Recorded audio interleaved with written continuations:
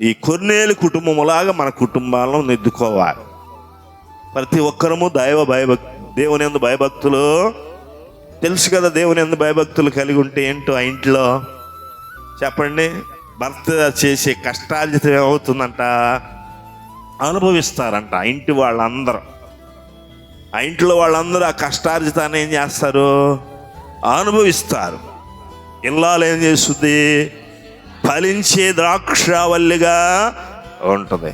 పిల్లలు ఏమై ఉంటారు, అది బల్ల చుట్టూ ఒలీవ మొక్కల వలె.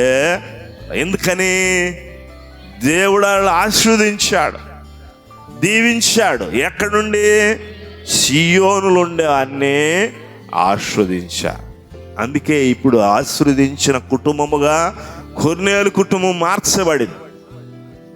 మరి ఎవరికై అక్కడ మీళ్ళకి నన్ను పంపించాడు సేవకుడిని యేసయ్య ఎప్పుడన్నా చెప్పండి. అమ్మా, పేతురు గారు ఎక్కడో యొప్పేలో ఉంటే ఆయన పోయి పిలిపించుకుని వాక్యం చెప్పించుకోండి అన్నాడు ఈ దేవుడు దూతను పంపించి. ఆ దూతే చెప్పొచ్చుగా, పేతురుని పంపటం ఎందుకు చెప్పండి. దూతలకు లేని భాగ్యం మనకి ఇచ్చాడు దేవుడు. హల్లెలూయా. దూతలు చెయ్యని పని వాళ్ళకి చెప్పొచ్చి చేస్తారు. ఏమన్నా దూతలు చేయమంటే ఆజ్ఞాపించాలే కానీ వెంటనే దూతలు ఏం చేస్తారు, వెళ్ళి ఆ పని చేయగలుగుతారు.